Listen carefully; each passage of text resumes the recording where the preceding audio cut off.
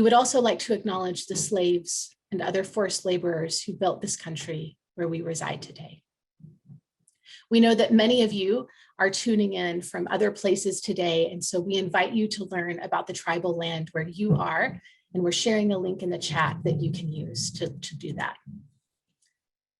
You know, it's been a painful week, and we want to share our grief for the loss of 8 people, including 6 women of Asian descent at the hands of white male violence this week in Georgia. This loss of life is compounded by the roots that underlie it: hate, anti-Asian Pacific Islander discrimination, misogyny, and white supremacy. We condemn this violence, and we stand in solidarity with our AAPI communities.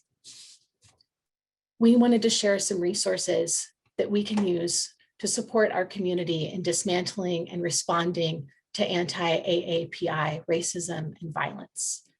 And we also want to invite you to share your resources in the chat. So if you have things that can help us all as we learn, then please share those in the chat as well. This senseless act of violence happened just one day before 172 members of Congress voted to oppose the Violence Against Women Act. And it's a painful reminder of how far we have to go for the equity that every human life deserves. Our own journey as Women in Global Health Seattle has evolved since we started this movement 2 years ago.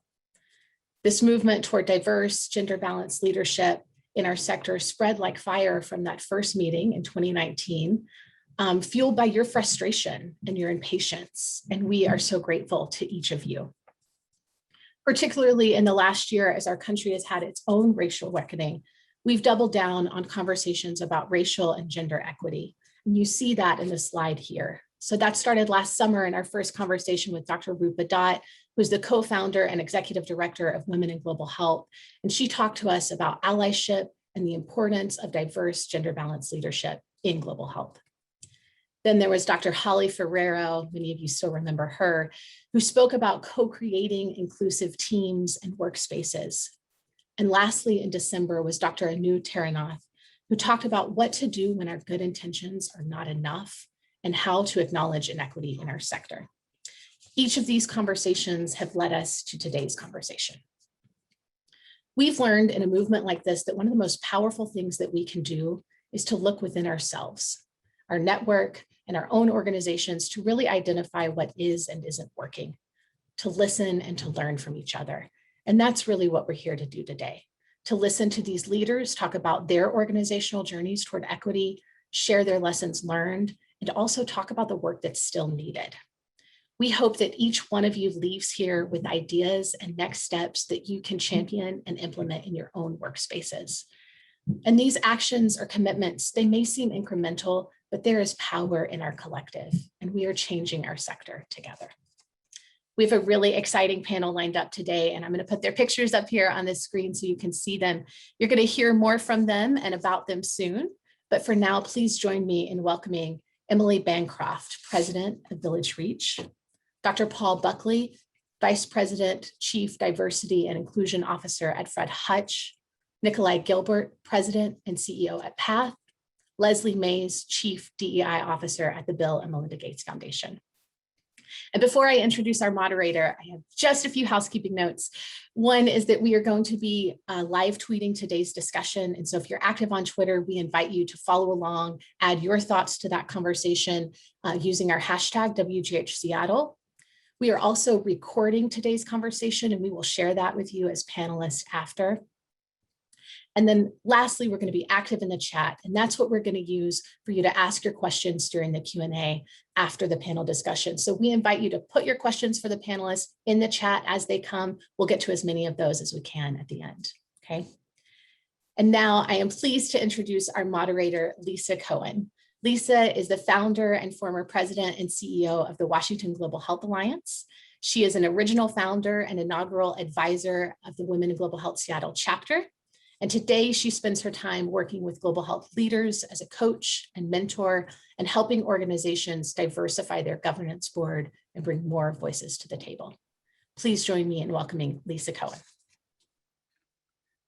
Thank you very much, Tiffany. I want to thank Tiffany Kane and the entire Washington Global Health Alliance team, who, without whom we couldn't put these events on. So I want to thank you very much. They've worked really hard behind the scenes.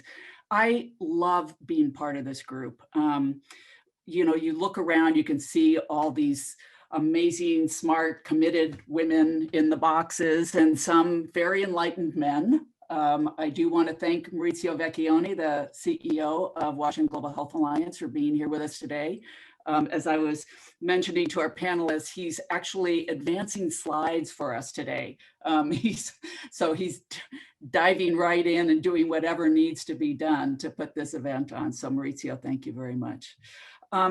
It seems that every organization, no matter what its mission, is putting out an equity statement these days, right? Often the statement, unfortunately, is the beginning and basically the end of the discussion. And we're all aware that there is a vast amount of room and need for improvement. So women and BIPOC and LGBTQ plus communities are still feeling the pain of exclusion from leadership positions, from boards, from equal salaries, and from just being at the table where decisions are made. So today we have leaders from 4 of our most impactful organizations here in the Northwest. I'm not going to get into their extensive biographies, so we can spend some more time just on the issue at hand here today. But look them up if you haven't already. I mean, and you will be impressed and amazed. They bring a wealth of experience, and we're immensely grateful that each of them made time to be here today. So as Tiffany said, we have Emily Bancroft, CEO of VillageReach, Dr. Paul Buckley, who's Administrative Director of Fred Hutch's Office of Diversity, Equity, and Inclusion, Nikolaj Gilbert, who's the President and CEO of PATH, and Leslie Mays, who's Chief of Diversity, Equity, and Inclusion Officer at the Bill and Melinda Gates Foundation. So can we have a virtual silent clap for them if you're on camera? Very nice. I see many of you doing that. Thank you. So I'm going to dive right in. And Emily, I want to start with you. Our discussion today is going to focus on internal organizational efforts, right? I want to back up for a second. While there is much to explore regarding programs and partnerships, including movement beyond neocolonialism, we will leave that for a future discussion with the Women in Global Health events coming up later this year. Today, we're going to talk about how organizations can address equity within, for leadership, for boards, for staffs, and for potential new staff members going forward. So Emily, I'm going to start with you. Diversity and inclusion is the first value listed for VillageReach on your list of values under your mission statement. And you've been working on incorporating DEI for about 5 years now. Can you give a brief overview of the steps that you've taken to date? Thank you. And to apologize for my call center operator look, but as many of you know, this time of day in the household tends to be the very loud time of day for my family. So I will stay on microphone here to try to decrease some of that background noise. You know, diversity actually has been one of VillageReach's values for as long as I've been there, and I've been there for 11 years now. But what I think shifted 5 years ago was sort of our definition of what diversity meant. And so when we used to talk about diversity, we spent a lot of time talking about diversity of thought and experience. And the focus was very much on, oh, we all come from different sectors, we all come from different places, we need to listen to each other, and we need to bring that into our work. And I think what became very clear 5 years ago was that there were sort of 2 problems, honestly, that we needed to solve as an organization, where that definition or that focus on diversity was not sufficient. The first was that although we were an extremely diverse global team by nature, we have diversity. I think it's very, if you work in the global health space and you don't have diversity in your team, that's a problem right there. I think for most of us, having diversity within our team was not the issue. The issue was whose voices were heard, where power structures lay, and whether or not we were actually utilizing the full diversity of our team to do the work that we do, to make our work stronger, to be more innovative, to be more transformative. So that was one issue. And then the second issue was our Seattle office, or people in our Seattle office who did not feel that they had a comfortable place to be and a comfortable place to work. So we had a very specific US issue as well, where, how are we attracting, hiring and retaining in Seattle a racially and culturally diverse workforce in Seattle? Because if we're going to continue to maintain a presence in Seattle of some sort, then how do we make sure that that presence also is welcoming and pulling from the diversity of the community in which we work in Seattle as well? So those are sort of the two issues that I think really bubbled up and made us step back. And I want to start by giving credit to a few people, because one thing I've learned in this process, and we can come back to this issue, is there are a few people that take risk, and the rest of us reap the rewards from that risk. And I've learned this the hard way, and I can talk about a very difficult conversation I had with somebody about that if we get to it in a future part of the discussion. But so I do want to give credit that there was really somebody who went out on a limb for this work, a woman named Jodi Ann Burry. Many of you may know her. She does great work in the community. I recommend looking her up and watching her TED Talk if you haven't watched it yet, on why you should not bring your authentic self to work. So great TED Talk if you haven't seen it. But she and a small group of people, Erin Larson Cooper, Vidya Sampath, Anna Volprecht, who was Anna Shaw when she was with us, is now at PATH. They really took the risk organizationally. And what they did was they went to the leadership and they said, this isn't working. And here is how we need to tie this more to, like, this is who we are as an organization. We need to make sure that we're really bringing out the diversity of our organization. And we need to have a really structured way to do that. We need to not just say we're doing something, but we need to create a structure to do that. And they spent a lot of time in those early, sort of behind the scenes, engaging just this small group that really wanted to be engaged and was passionate about this, designing what we now call our DIG, our diversity and inclusion group for the organization. And so what that looks like is we have a rotating core group, which is made up of the president, now our people lead. At the time when we were starting this, we didn't have a people lead within the organization, but now we do. So the president and the people lead are standing members, and then rotating members of the staff, and people apply, basically, volunteer to be part of it. Was a year, but rotating people on a yearly basis has been challenging. So we've moved it to sort of an 18-month rotation. And that team helps to set the direction and the work plan for our diversity and inclusion initiatives throughout the organization. So that was the first part, was sort of setting up a structure. And they draw from a lot of other people that volunteer and participate and do work in this area, but they sort of, they're the arbitrators, they're the advisors, they're the people that are helping to really guide and set that work plan across the organization. And then we also, during this time, they also said we really need focus areas. We need to get serious about that. So we set up 4 focus areas. Internal communications. So how do we communicate with each other as an organization to make sure that we are bringing out the voices of all of our staff? And how do we address microaggressions, tensions, difficult conversations when they come up? Secondly, external communications. How do we communicate who we are and what we do externally? And what are some of the ways that we were not communicating our work in a way that was how we wanted to show up in our work and in the communities in which we work? Human resources. And then personal learning and development. So where are there those opportunities that people can have smaller group discussions, that we can do readings, that we can share resources, where we can all just work on our own learning. And then last year we added governance to the focus areas as well. So that was a new add that came along a little bit after. And so each year we create a work plan. The first year we did it, it was really a DIG work plan, a diversity inclusion group work plan. The second time we did it, we said, okay, how can DIG actually support the cross-cutting objectives of the organization? And then as we've evolved, it's actually become, how can DIG elevate certain things that become core objectives and key results for our organization for the year? And that's sort of something that has shifted, I think, in the last 12 to 18 months. So it's no longer a, this sits separately. I think we moved towards a medium integration, but now it is a, how does this actually create some of the objectives and key results that we monitor as a management team across the organization? So maybe I'll pause there, Lisa, because I know there's a lot of other experiences to share.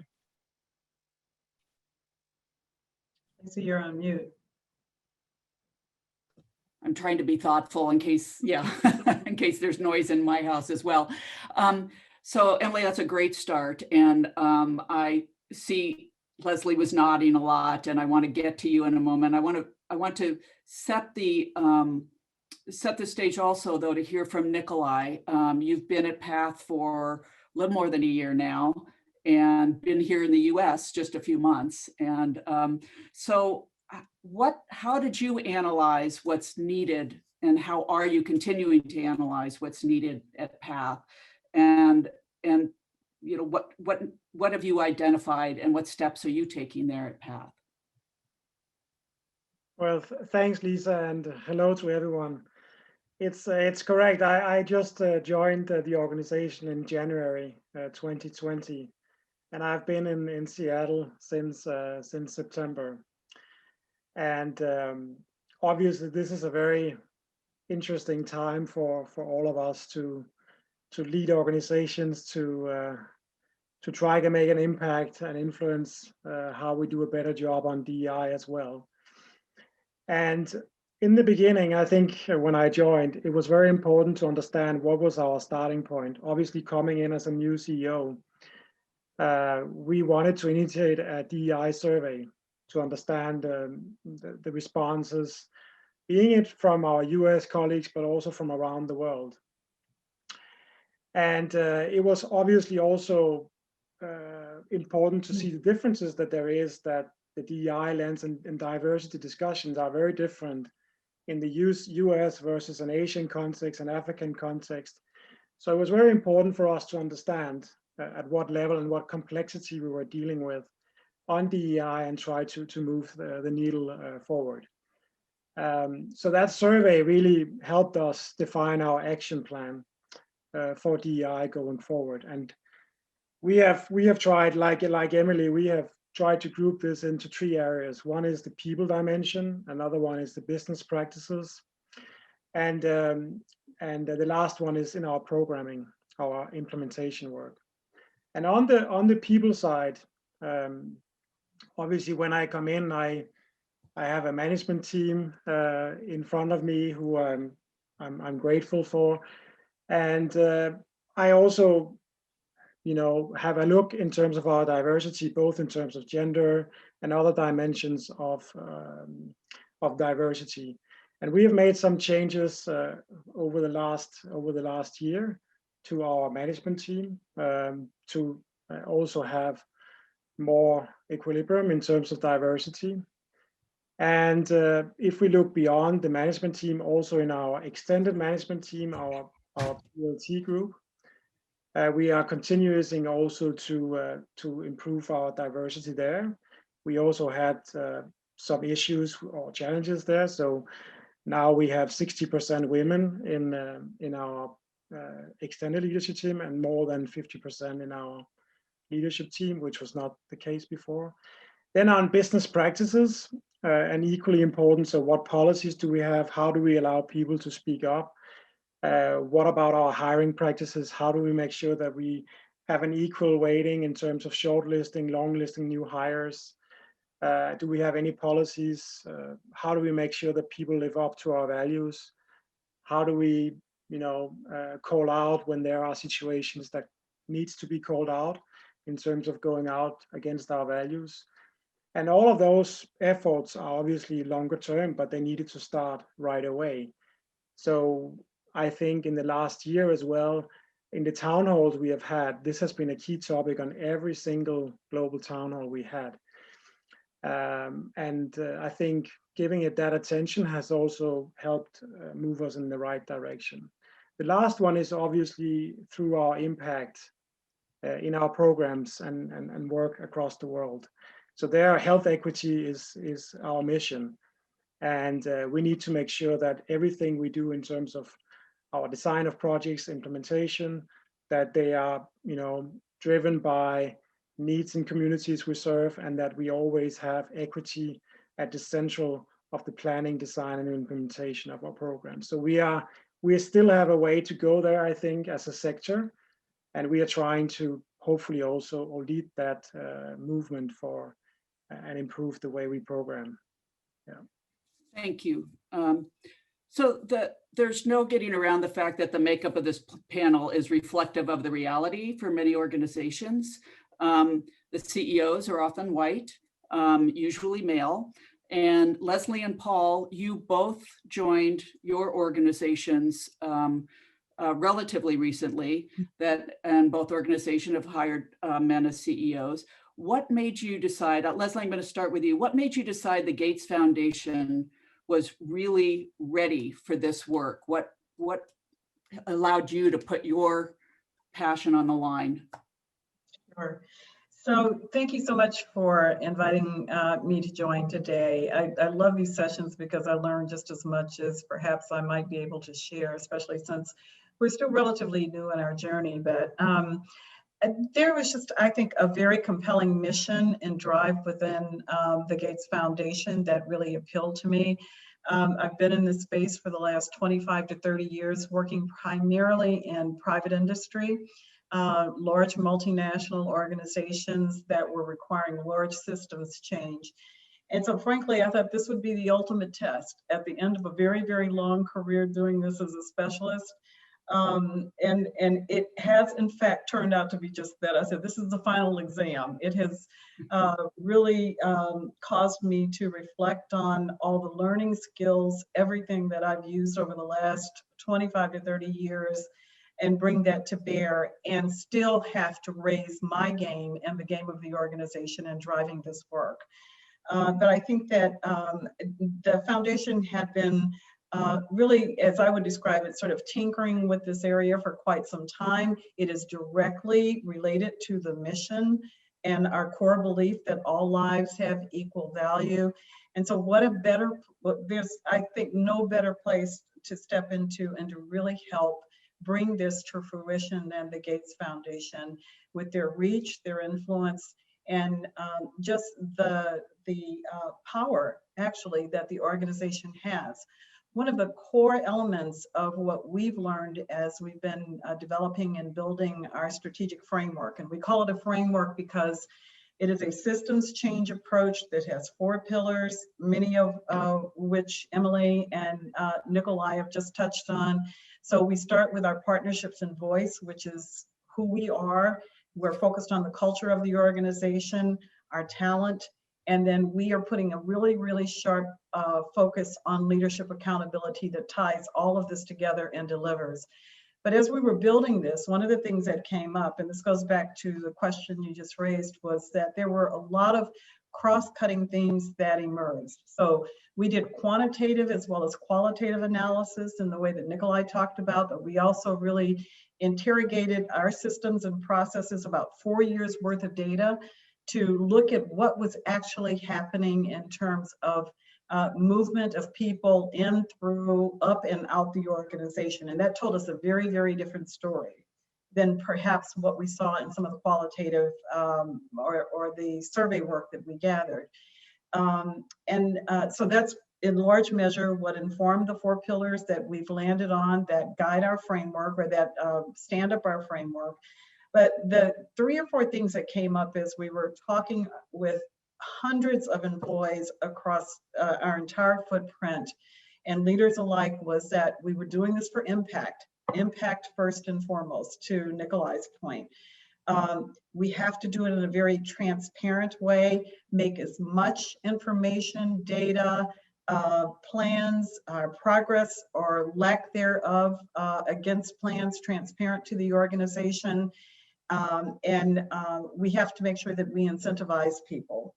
But the one thing that really came out loudly as we were building our framework was that this is at its very heart a redistribution of power.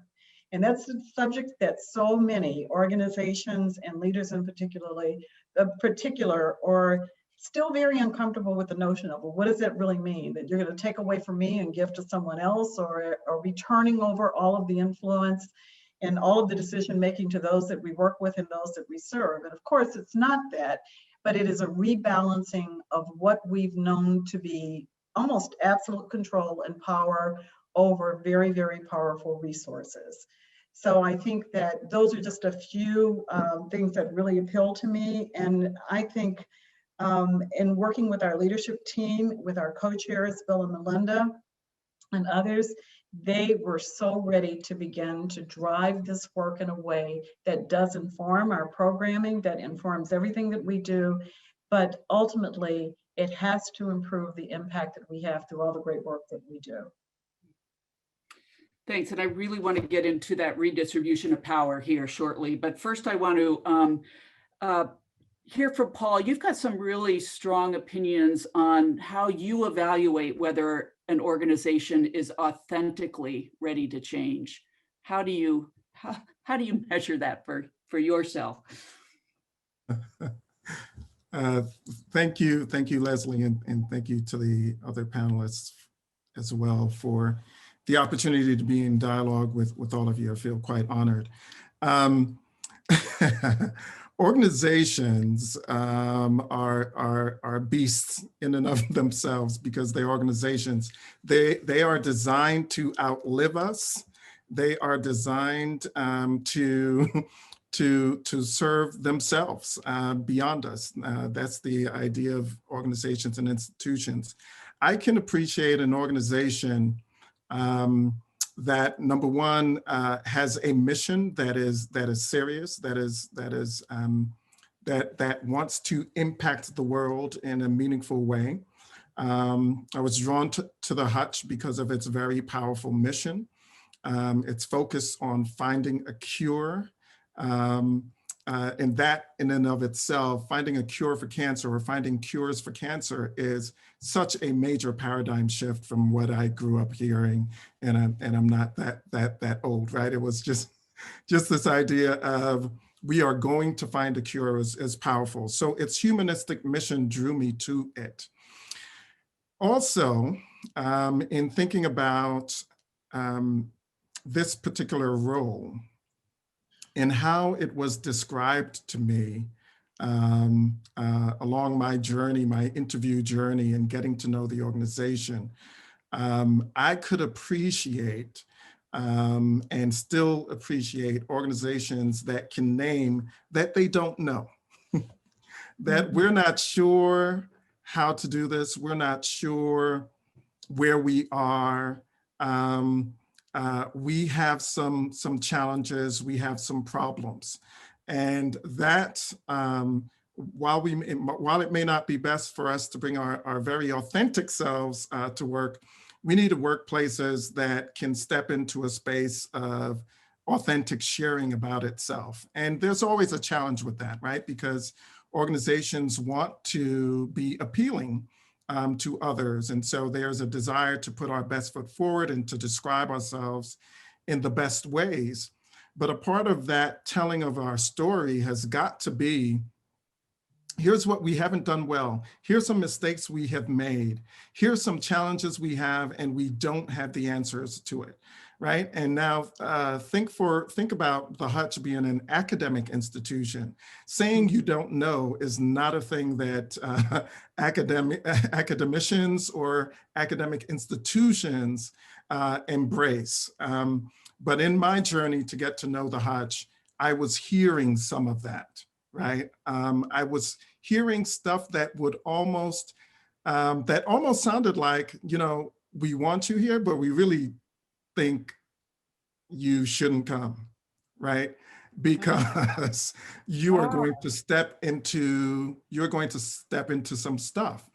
And the more I heard of that, the more clear I became about pursuing this opportunity to do meaningful work with all the challenges that it has, and to engage in this journey for myself, tied to an organization that's doing important work and that's going to be challenged today, tomorrow, for many days ahead, to get to a vision that we have and an aspiration that everyone at the Hutch shares for a more inclusive and equitable workplace culture, research agenda, compositional diversity, et cetera. Yeah. Yeah. Right, that humility, to start with from a position of humility is essential, it seems, in this. And so let me, how do you recommend, and Paul, I'm just going to come back to you for a second, but I do want to hear from everybody on this, those organizational power dynamics that that Emily first referenced, but all of us feel so heavily. How can the women in this audience, how can people safely flag bias when they experience it? What are the recommendations that you give to fellow staff people, whether it's racism or gender or cultural? What would you say, Paul?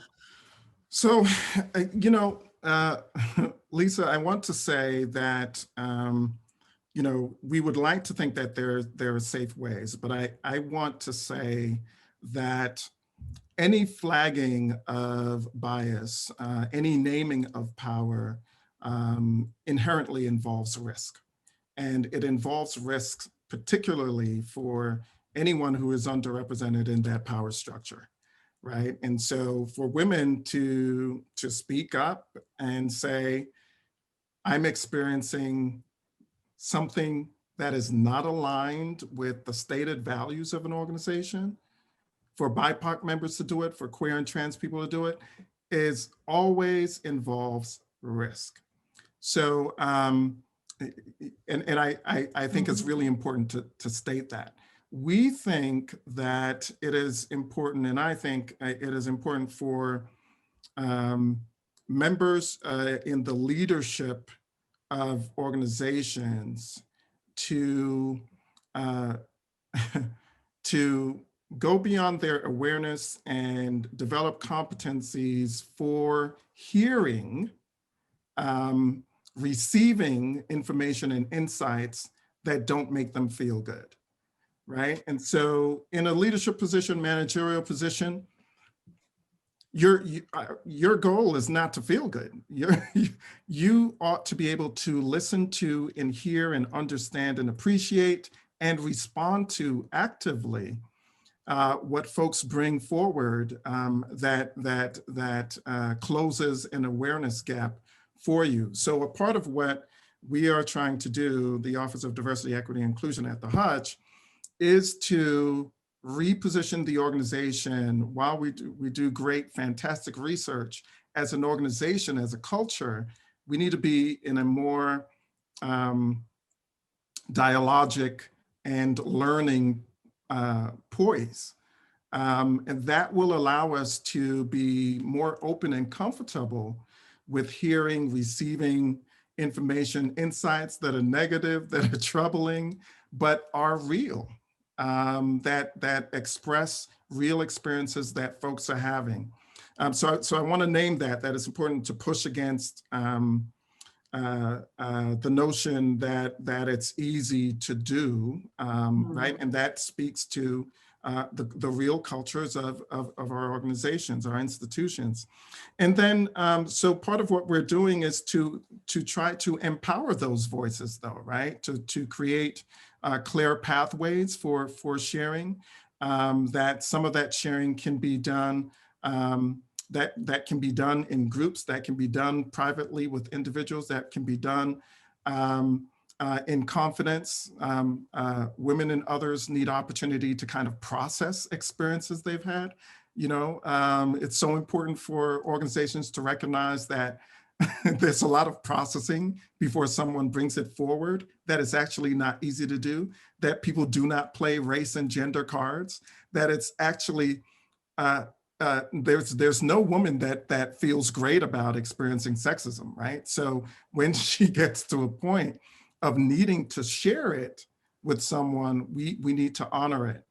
So we're trying to empower those voices with a space in which to share, and reposition the organization to be listening and to act on what we hear. Those are some initial thoughts that come to mind for now. Great, thanks. Emily, I saw you nodding a lot during that, and you mentioned earlier that you had an example that you could share of a personal experience on this. So why don't you Yeah, I mean, so much of what what Paul just said is it just resonates so much, and I think just brings home and reminds me as a leader why it is so important that I model and experience that sort of painfulness, learn from it, and model that, and how I bring that to the people that I work with. And so the experience that I mentioned, I wrote an article I write for Forbes under their nonprofit. They have a nonprofit leadership. So I wrote an article about our external communications guidance and sort of our process of going through that, and talked about it. And I'm very careful of using we a lot, right? So I did not in this article, and I remember thinking about it as I was writing it, I did not take credit for this. I talked about a team of people who worked on this, who brought this forward, right? So then I send it out on LinkedIn, really happy about it. I tag a bunch of the people that were the we, the ones that were involved in this. And it was a conscious decision by me to use we, because I wanted to, this has been institutionalized into our organization. It started in a certain place, but it is now the guidance that we use. It is our external communications guidance. It's not our DE&I guidance. It's our external, and we use it with partners, and we have operationalized it, and we own it, and it's owned across the organization. So the we was very intentional. And I got on LinkedIn a call out from one of the people saying it would have been really nice if you had credited those of us that did this work. And I was in the moment, just like, oh my gosh, I can't believe I just got called out on LinkedIn so very publicly about this, right? And we ended up reaching out to this person fine and saying, okay, clearly, like, we need to talk about this. We went out to dinner and we had a great conversation. And the thing that she said to me, which I think was the thing that I had not absorbed until that moment, was this idea of risk, right? Where she said, Emily, you don't realize how much of a risk it was for us to go to a new leader and say, this is not working for us, and I don't feel welcome and comfortable here, and this is not an environment that people of color are going to want to work in, and we are not getting the best out of our staff. Like, that was a huge risk to do that, and you completely invalidated that risk by absorbing this into the greater we, right? And once we talked about it, I was like, you are absolutely 100% correct, and I am embarrassed that didn't even cross my mind. And so when I hear Paul talk about that issue of risk, I didn't, because I honestly have not had that experience very many times in my career where I've felt like I really had to go out on a limb to get what I wanted or needed. And so I did not recognize how substantial that risk really was for that group of people who did that. And so I did get a correction put into Forbes to add that attribution. And it is something now that I am incredibly conscious of as I talk about our work and what language and when, giving credit where credit is needed is so important because of that risk. Leslie, yeah, Leslie. Yeah, so I so respect and appreciate, Emily and Emily's sharing and Paul's as well. I think, practically speaking, psychological safety has to be present in the culture of an organization. And so what we're talking about is what are the ways that you can increase that psychological safety and at the same time signal to your workforce that they're going to be uncomfortable and leaders are going to be uncomfortable. And that is where the learning occurs when you are driving diversity, equity, and inclusion in your organization. So I don't think that there's certainly just one or two ways that you can lower that risk or increase psychological safety. I think there have to be multiple channels that an organization addresses to reinforcing and demonstrating it is okay to do this. So some of the very practical things that we've kind of done, and they may be very similar to what you're doing in some of your organizations, but we started with an assessment that we call the Intercultural Development Inventory, which maybe some of you use, and required all of our top 2-level leaders to go through this assessment. And this is sort of scientifically grounded, it's well researched, but it helps our leaders understand where they are on a continuum of learning about learning and developing cultural competence. That gave us a lot of room or different ways to talk with leaders about this work, while at the same time encouraging them to put what they learned into practice in terms of how they are leading and managing their teams. So it's something that I'd highly certainly recommend, because I think it's been a better way for us particularly at leadership levels at the start of this journey to talk about sort of, where you're starting, what is your view of the world, how are you leading and managing teams, and what gets in the way of creating that greater, more inclusive and equitable organization. We've also done things like we initiated what we refer to as a bold conversation series. We bring in provocative external speakers to talk about the things people may not bring into mainstream conversations within the foundation. So our first speaker was Dr. Kinty, who was talking about how to have an anti-racist organization. Everyone was talking about it. Let's bring the author in and really encourage him to push our thinking and our actions on how we put this in motion. Madhu Pai came in to talk to us as well about decolonization and how that work may or may not impact what we do and how we think about leading our work. So we're bringing those types of speakers in, and we consciously tell them, push our thinking. Another channel that we've put in place is, it is sort of a technical-based ombuds program. It's a group called Techquitable. So if there are places that our folks need to go just for help, for counsel, for direction and guidance, or to report microaggressions, that is available to them. It's completely confidential, and no one will ever know unless they raise an issue that we have a duty to act on. So we do data audits. We constantly look at what is happening in terms of trends around promotion, around turnover. So your data will tell you the story. Your people don't necessarily have to tell you the story of where they may be experiencing inequities, discrimination, and bias. Your data tell you that.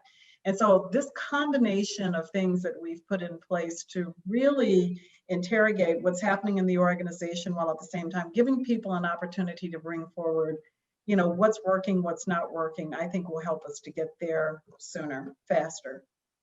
Well, and wouldn't we all love to be at the foundation and be able to hear these authors and the books we're all reading and have access to, be able, Sure.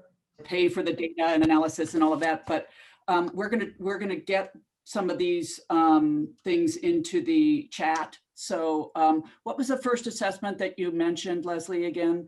And we'll get that into the Intercultural Development Inventory, the IDI. Okay. Great. Chelsea's going to look that up and put that in there. Excellent.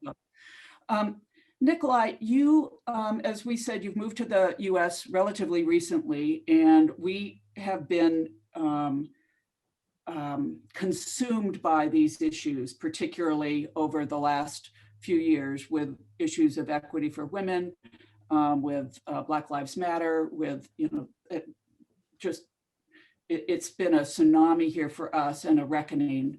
And I'm curious for you, can you give an example of something you've learned from, you know, in your time here at PATH relatively recently? How has your perspective been changed by the conversations going on?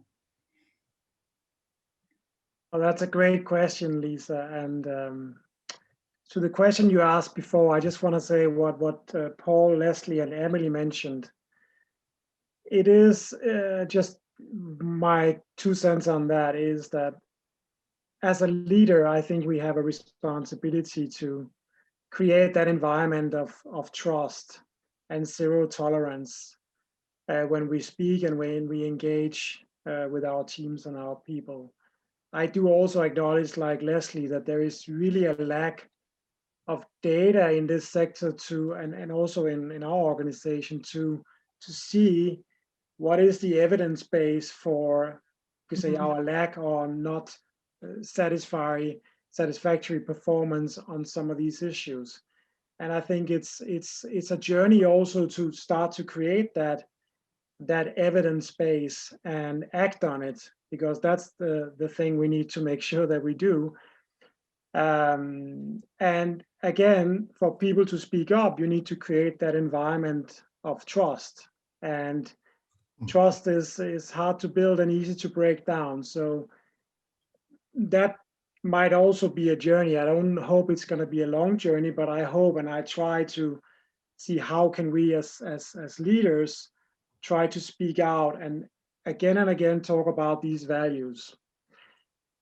To your question, Lisa, I come from a Nordic country, and where issues of gender and diversity are somehow a little bit different than they are in the US. And as you mentioned, it's a wave of things that has happened over the last 16 months. And I think what I'm realizing is the complexities and also the legacy and the history in the United States coming over here from Europe and from a different environment and different background.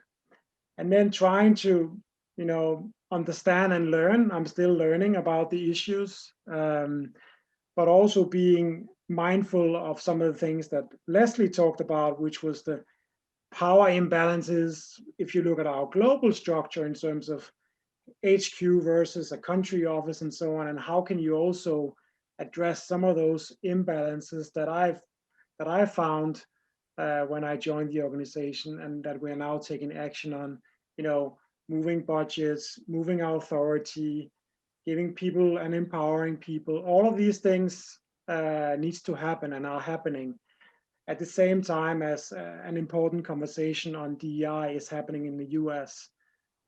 So a lot of impressions, a lot of learnings, and a lot of catching up and need for action. Well, and you seem dedicated to doing that. I forgot to mention at the beginning, but you've all seen it in the chat, that if you've got questions, we would love to have you submit those in the chat. And I wanted to ask you, you know, a lot of women and BIPOC and LBITG plus Q plus members feel exhausted. They feel that they're carrying this burden, you know, that this is on them alone. I'm curious about your reflections about that. And Leslie, why don't I start with you on that? Sure. What's your advice for these people who just feel that they're just carrying this mantle that's so heavy? You know, I don't know that I have advice. I could certainly share a bit about how we approached it, especially last summer, you know, through all the demonstrations, the murders in the United States, et cetera. And we have employee resource groups that have been in the organization like for years before we even started our formal DEI strategic work. And these are, sort of self-formed voluntary groups of employees who organize around identity, or who may organize around particular issues of interest like parenting, those who may be dealing with disabilities in their family or themselves. So it's a range of things. And when all of this occurred, we had some very honest and candid dialogue sessions with these groups, a cross-section of these groups, as well as others across the foundation. And we started from the standpoint of saying, okay, there's a lot of hurt, there's a lot of healing that needs to begin occurring, but we have to help people process what's happened. Just because it happened outside, or particularly because it happened outside, it's going to find its way in the organization because it touches all of us as humans. But we were very, very intentional to say that from the onset that in the case of sort of the George Floyd murder and all that happened around that time, that it was not the responsibility of people of color, and particularly Blacks, to teach others about why they should care about this and how it impacts them. So we set out to do what we refer to as race caucusing dialogue sessions that the employee resource groups actually helped to facilitate themselves. And there were safe spaces for people to kind of process, engage, and talk about this. I think, so the short and the long of it, the lesson learned here is that, the intentionality of all the work that you do in this space has to be very, very clear, and it's got to be explicit. So I think we have been clear and continue to reinforce with our leaders, people managers, and others that the learning that you need to do in this space, we will support, but it's your responsibility to do it. It's not others' responsibility to teach you to think like, what are the experiences of a woman in this organization, or, people of color, people with, other challenges within the workplace. And I think that has really resonated. There's a level of consciousness, and certainly across our organization, that I probably haven't encountered in many of the corporations that I've been in. But again, that intentionality and just communicating it up front is key. And then just reinforcing and supporting those members of your workforce that are bearing the emotional brunt and the lived experience brunt of what might be happening is something that we also have to be intentional about. Thanks. Leslie, I did want to, there was one question from the audience to ask whether the foundation has any plans to translate some of those learnings on the DEI work to grantees and partners. Do you know? Absolutely. And so as we even as I referenced our framework, and we are calling it a framework because it's sort of like planning guidance for all of our organizations and regions. One size does not fit all, but we're reinforcing these are the things everyone as a part of our DEI journey across the foundation must do. We have a set of outcomes that we've described that we will achieve by 2023. We have measures, et cetera. So there are things that everyone must do, and then we give freedom within the framework to drive plans and activities that are germane to your part of the world or your part of the organization. But one of the things that we felt was really, really important in its core in all of this work is how we will work with our partners, how we will sort of change that power dynamic in some respects, and provide resources and information as we move through our own process. But we have some housework to do before we go out and change, what all of our partners are doing. And so I think it's going to be staged, but it is absolutely a part of our plans over the next 2.5 years. So I wonder if each of you could give an example. It doesn't have to be all of you, but some of you give an example of when there's been a microaggression, something's happened in a meeting. How do you address it? How do you step in there? Maybe you have an example.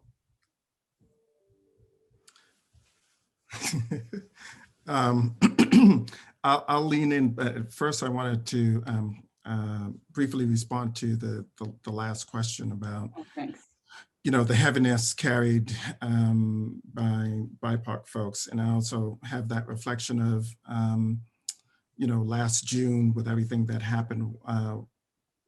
We immediately arranged a two-part forum, and one part of the forum was only for BIPOC individuals. And, you know, our community had to learn that that was okay. And they also had to learn that since the Office of Diversity, Equity, and Inclusion was doing it and BIPOC people appreciated it, them learning about that being okay was secondary. And I think it's important in this work to center those who are marginalized, right? So it's important to create spaces for women and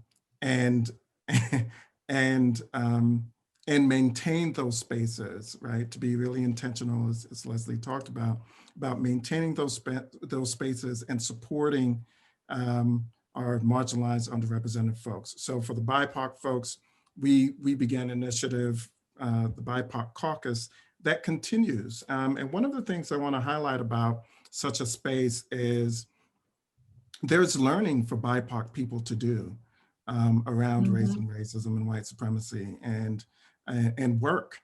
And it looks different in a space that's just for them, just for us, without the white gaze. And so that's a lot of the work that we've been doing with that population. And such a space is necessary for the nurturing and re-energizing and the healing that's needed.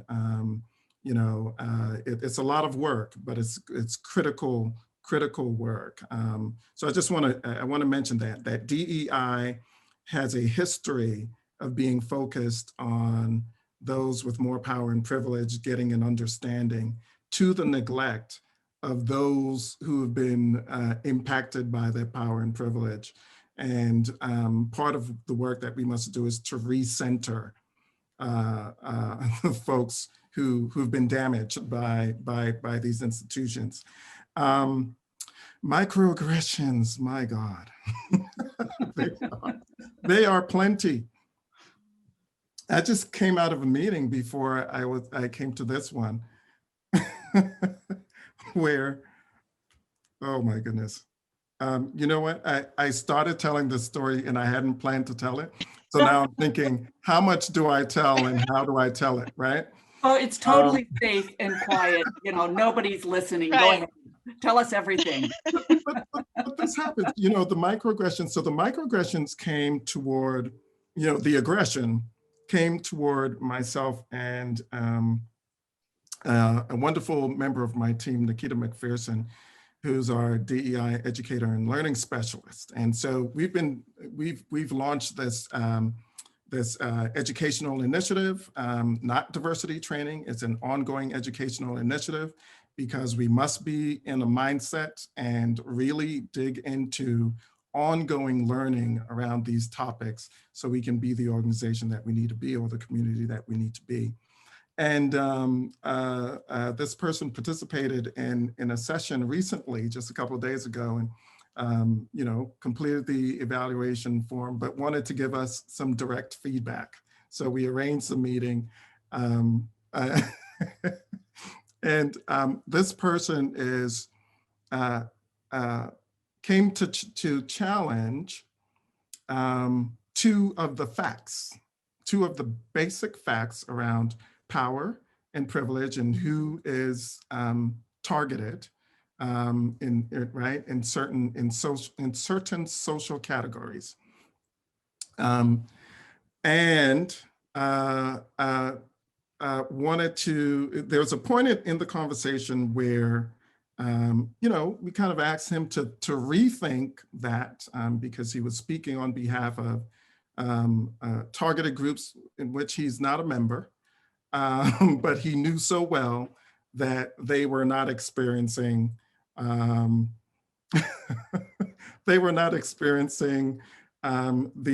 microaggressions and forms of oppression. So So we challenged him on that, and his response was to say, well, you know, I'm speaking with authority for what I know in my unit. Really? What authority? So we had to make clear, and I said, you know, well, I'm speaking with the authority of truth and facts. So there it is. And I want to say that microaggressions operate that way, right? That people are from the culture of our society, the inequity, the racism, the sexism, all the isms, the oppression of our culture, our society, the messaging around that is enacted in these sometimes subtle behaviors and coded language that's used around folks. And it is so important for us to to name it, right? And often we are not in a position to name it because the impact, right? So you weren't ready. I mean, you know, I wouldn't have thought that this white identified cis male was going to come to me with the authority, speak with authority about the marginalized person, but I was prepared for that. But many times microaggressions that are directed toward us, you know, we don't come to work looking for them, even though we know they're there. So we can be impacted and not ready to respond. But it's really important to respond if we can, to ask a question, what do you mean by that? When I hear you say A, B, and C, it sounds like A, B, and C, or X, Y, and Z. And that is a problem to me. I just want you to know I am impacted by what you just said, right? So sometimes we're not prepared to, and often marginalized folks think we have to have a lesson. We don't have to have the lesson. We do not have to position ourselves as teachers to make Sharon Osbourne aware. We don't need to teach everybody, but we do need to, if we can, say, you know, this interaction doesn't make me feel good, and I think it's based on my identity. I think it's based on your identity. I think you're sharing something that is harmful, and I don't like it, right? That we can do that, and then I think it's also important after we've had an interaction where we experience a microaggression, that we get in touch with a trusted colleague or friend. I always name this piece because it is so critical for us to be able to keep going, right? That we process it with a trusted colleague or friend who can say to us, and this is important too, if you're a trusted colleague or friend, who can say to us, you're not crazy. You did hear what you heard. You did experience what you experienced. That experience is real. And I want you to know, and you give a counter message. I value you. I see your excellence.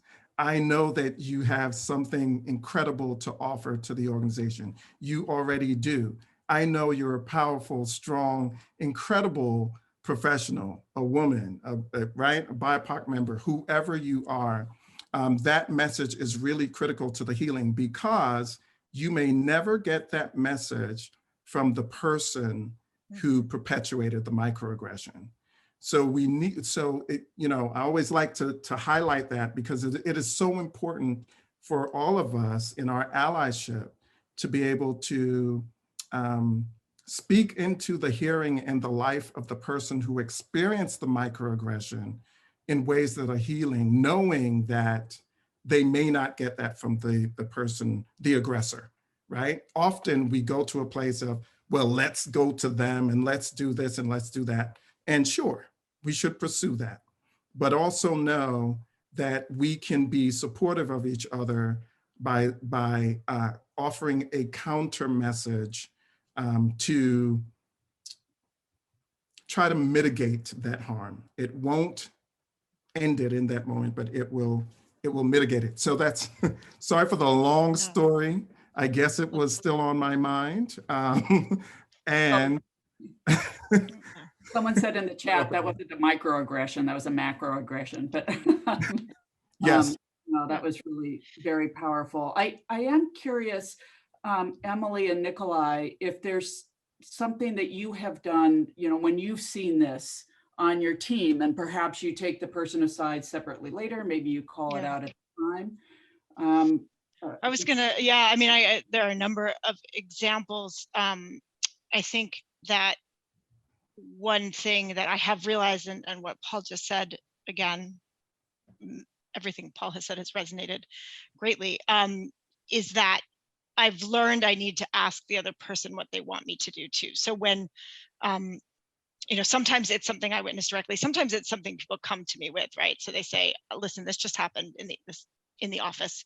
So, you know, as a former example, as a before time example, you know, I just overheard this, or this just happened, or, you know, and I want to talk through it. And so to be that sounding board, as Paul said, but one of the things I've learned too is to say, here are a few things that I can do. What do you want me to do? Because in some cases, people have said, you know what, I actually don't want you to say anything to the person, or, you know, I want to raise this with the person, or it would be very helpful to me if you do. So, I mean, I think that step two of saying, I can do, you know, these things, not leave it completely up to them, because I think, you know, I do want to say I'm willing to act, but what, you know, what action would be most useful to you at this point? So we had one example where somebody, it was more of an external thing, where somebody was at a conference and really felt that there was some content at the conference that really misrepresented, you know, sort of her experience, communities that she was affiliated with,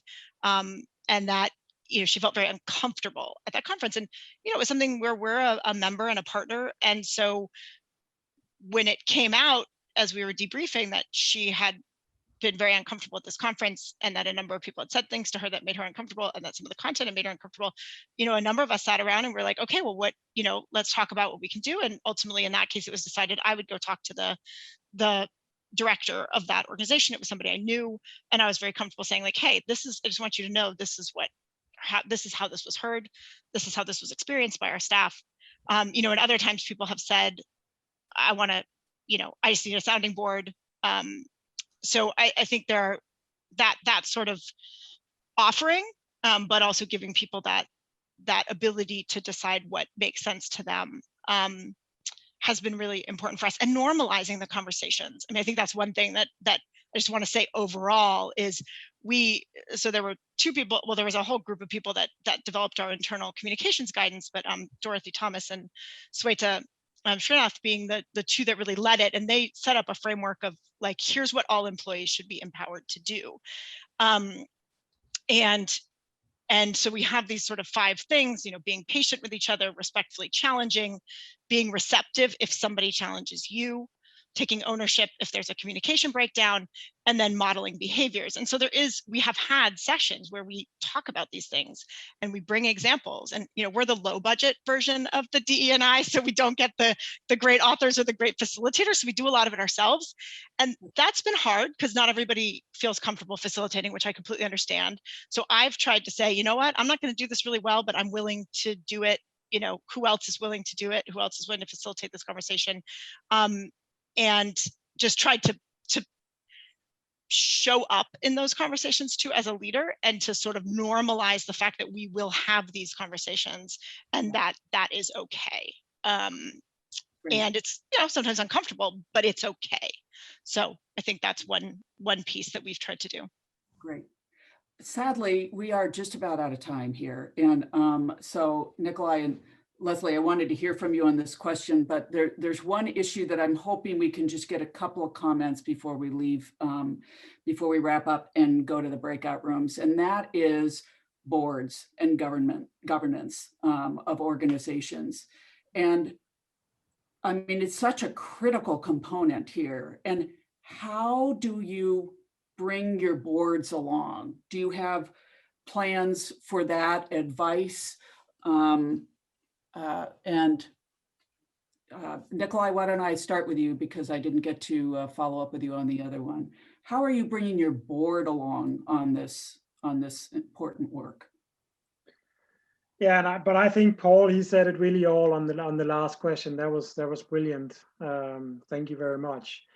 I haven't experienced so much Zoom microaggression in my time. I think people are trying to behave when I'm in the meeting, but for sure it's happening.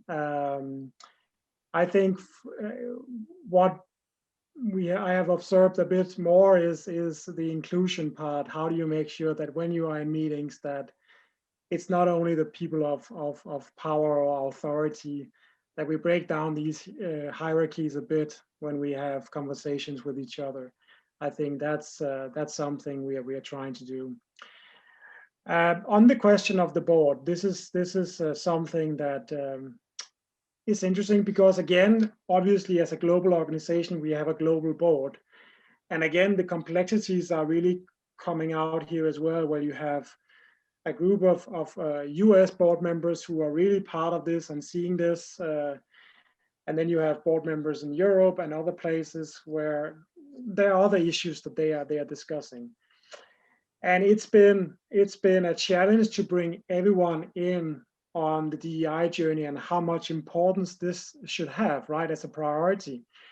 We have chosen to prioritize this very, very high and are putting it on the agenda on our board meetings. And now we just also completed our strategy and where DEI is going to be an important part of that.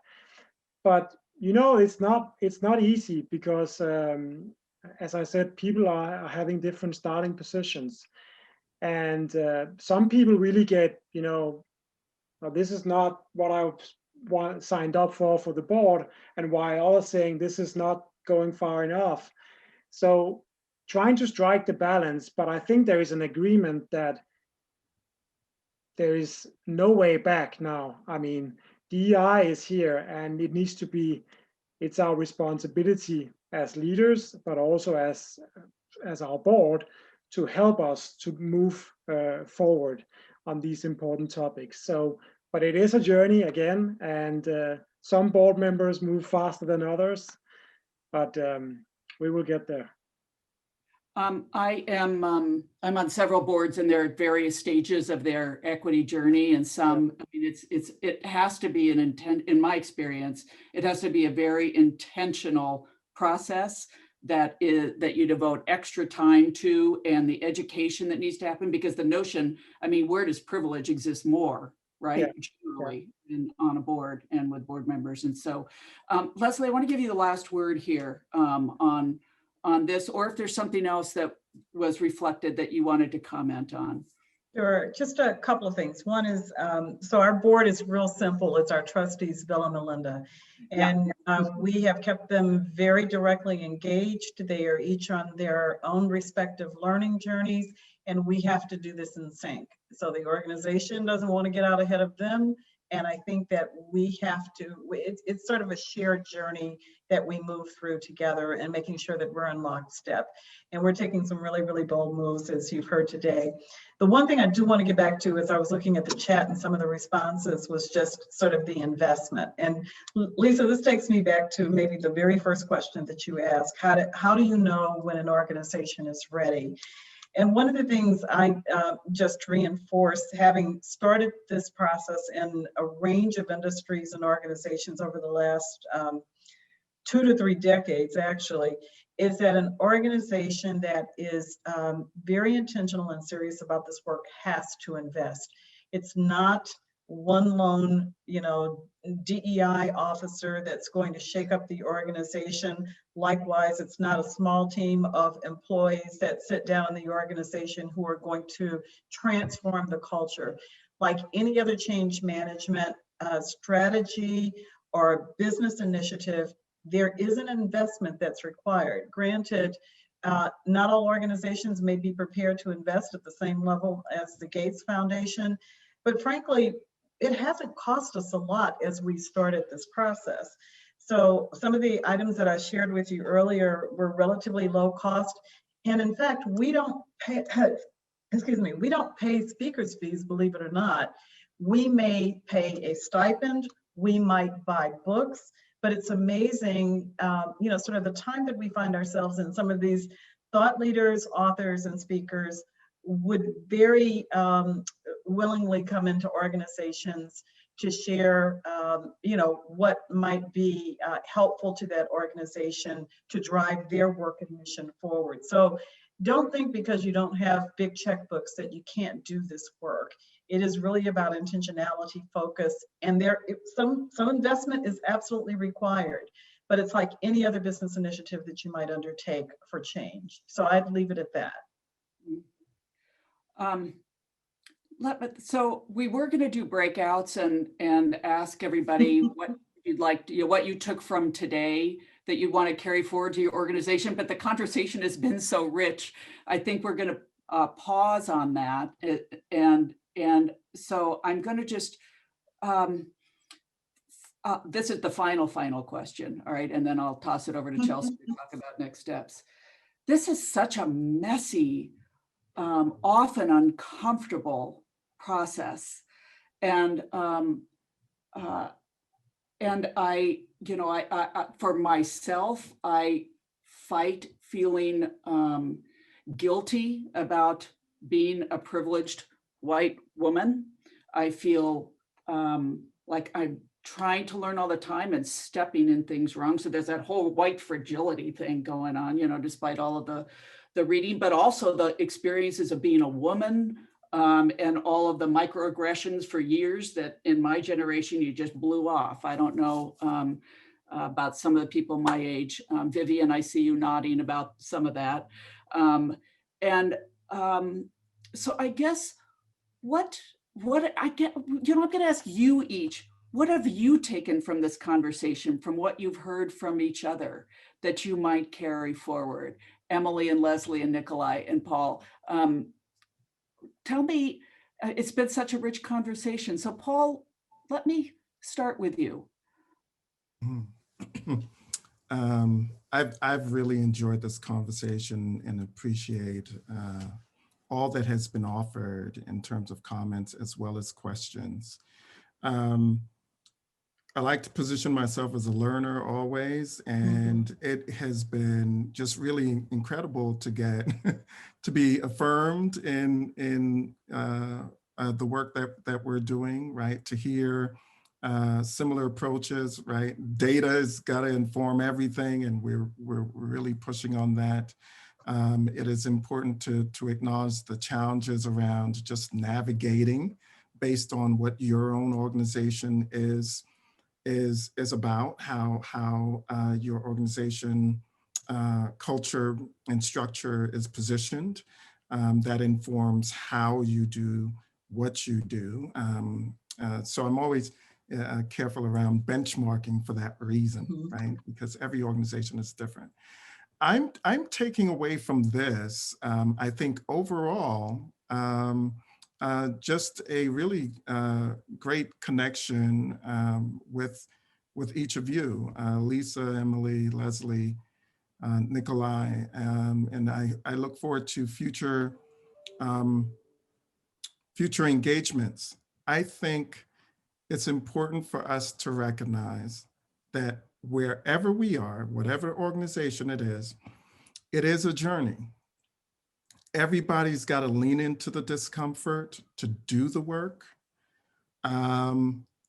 Even as we're positioned differently in the organization and differently in the society, it's important to think about our own personal threshold, what we can manage, and to kind of see where we can push ourselves to do more, or to do it better, or to do it more collaboratively and in partnership in ways that can be enriching and nurturing for us. I think it's so important that as we do policy and practice changes and system changes, that we challenge ourselves not to lose the humanity in all of this, because that's, I think that's what oppression seeks to take away from all of us, right? That we're not human.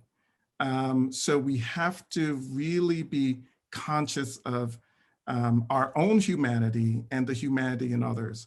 So I'm taking that away, and that's why the relationship piece is always important to me, right? No matter what the conversation, whether it was really energizing as this one was, or it was energizing in a different way as the story I reflected, that I still have to recognize my humanity and that person's humanity. So I'll reach out to them and give them another flogging later.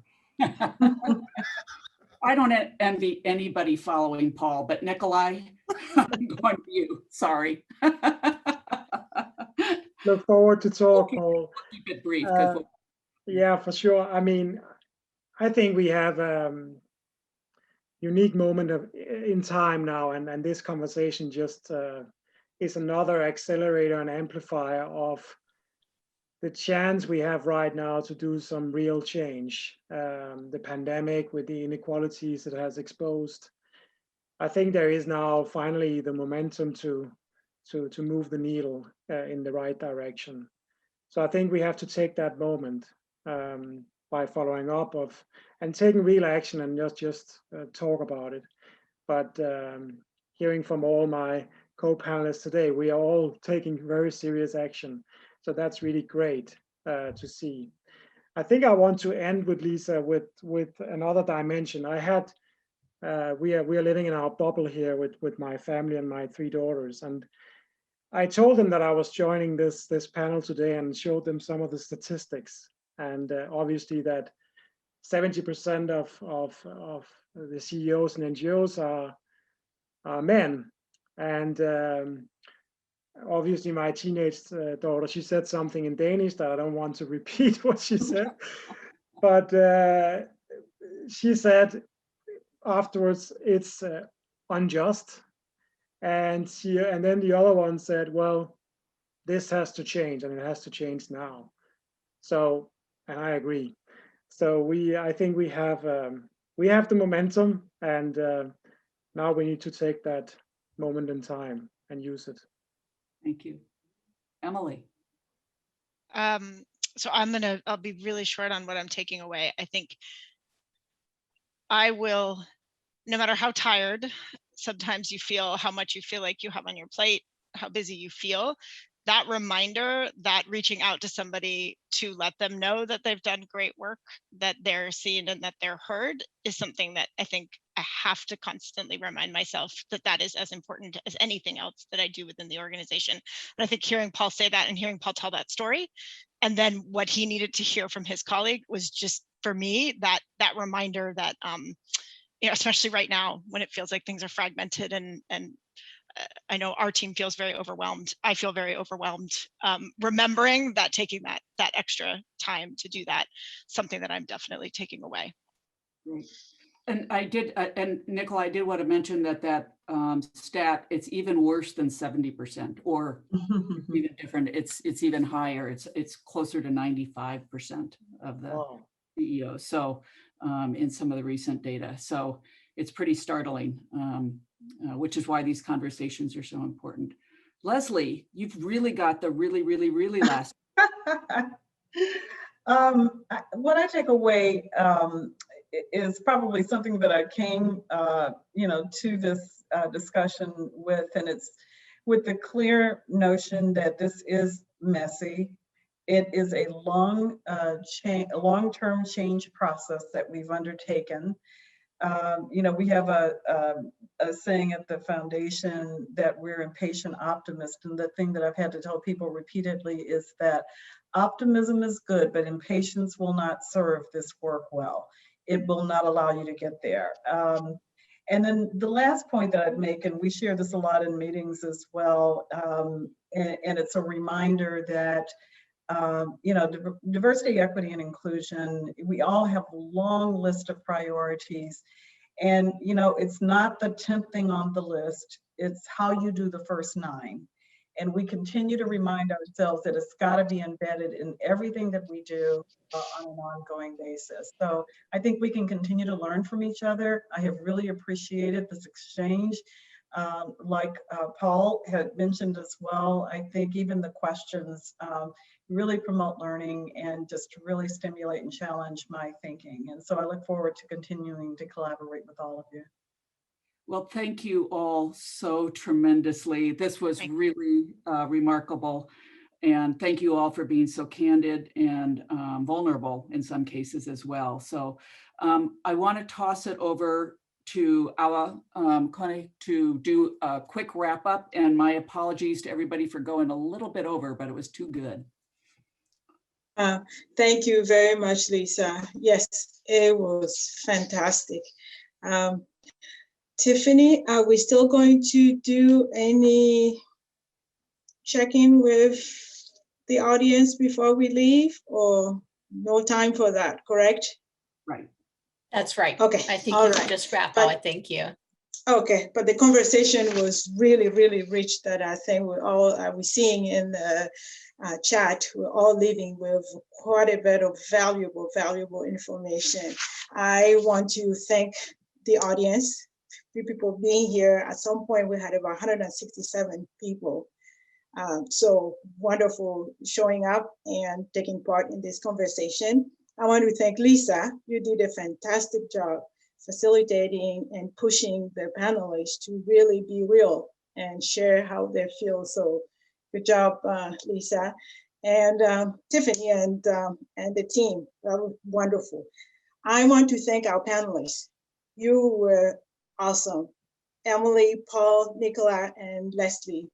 I feel like the information that you shared, the resources, and really being real with your experience really led to a great conversation. It wasn't talking at us, it was sharing information. As Lisa said, showing also your vulnerability, and great leaders know how to do that. So thank you for sharing those with us. And we have, please continue to follow us and join us through our LinkedIn page. And also for our next event, that's going to be June 8th, same place, but hopefully after that we'll be really in person, no more reduced virtual. So, so as you see on the slide here, subscribe to the mailing list, join us, and really sign up for our small groups. We do wonderful work in our groups. So on behalf of my colleague, co-chair Chelsea, and I would like to thank you again for joining us. And we hope to see you at our next event. And thanks again to all the panelists. All right. Thank you, everyone. Thank you.